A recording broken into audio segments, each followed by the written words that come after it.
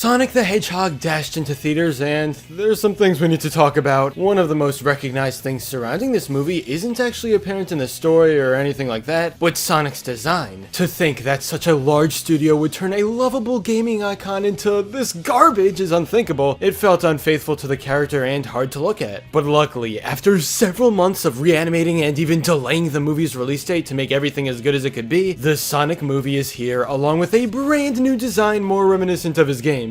And would you look at that, they actually did it! I can look at this and say, yeah, that's Sonic alright. But even though the look of the main character is important, there's a lot more to a movie than just that. Today, let's talk about it and see if it was amazing or awful, and if it managed to break the awful curse of video game movies. Now, out of everything here, I think it's worth starting out with the story of Sonic the Hedgehog. After being forced to leave his home where some kind of owl took care of him, he's on the run for the rest of his life because power-hungry people are after his, you guessed it, crazy powers. He zippity zooms around Earth, trying to find a place that feels right, and comes across green hills. Eventually, after his anger causes a power outage, everyone starts hunting him down and the main part of the story begins. Teaming up with human Tom Wachowski, Sonic is on the run from an evil government-mad scientist known as Dr. Robotnik, and their goal is San Francisco to retrieve a lost item. Other than these few elements, there are very few instances of the Sonic franchise even being represented. Of course, there are some references for old-time fans thrown in there, but the plot is pretty much the most bare bones it could be. Two guys on the run from evil scientists trying to get to San Fran. Although I think this is as basic as it gets, that's not necessarily a bad thing either. What we have to realize is that this is a movie that could attract audiences of all ages, which means people who may not have grown up with Sonic or adults who never played the games when they were younger. That's why this is more of an introduction to the basic characters in the smallest way possible. At the very least, it leaves room for expansion, especially with those end credit scenes. I think things are gonna get even more exciting as the series continues in theaters. But what about the characters in the movie? There were only a few noteworthy ones. For example, Tom, who's the human sidekick that cares a ton about animals. He's not really the kind of guy I was looking forward to on screen. I guess he played his part well, but there's just not a whole lot to him. Eggman is a different story though. Jim Carrey pulled off the role really well, and it seems like nobody else would have the same maniacal attitude that he brings to the table. I loved his portrayal of the villain, and even though it didn't feel a whole lot like Eggman outside of crazy inventions, there's still a lot to have fun with here. And then we have Sonic, the star of the show, who was always entertaining on screen. One thing I wasn't a huge fan of was that they made him seem like such a little kid at times, which meant he'd do some hyperactive things when the character isn't entirely known for that. The writing of Sonic the Hedgehog was surprisingly good though, and this felt consistent throughout most of the movie. A bunch of the jokes were laugh out loud funny, especially Sonic, like come on, that was perfect! Giving him a backstory of feeling alone definitely helped in letting him develop over the movie's runtime, which makes you root for him even more. For a video game movie especially, I think the writing managed to capture most of what really makes Sonic, and that's always a plus in my book.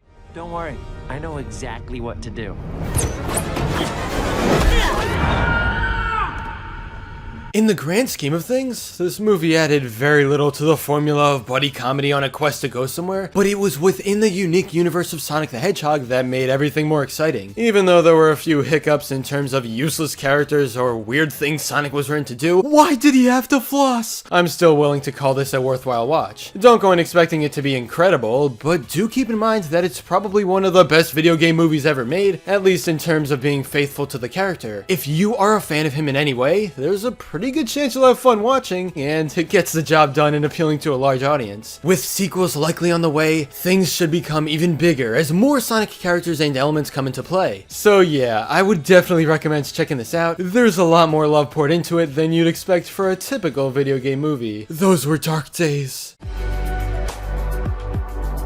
But anyway, that's all for this video. Subscribe for more awesome cartoon videos. Give a thumbs up and comment below, let me know what you think. Thanks for watching, and I'll see you guys next time.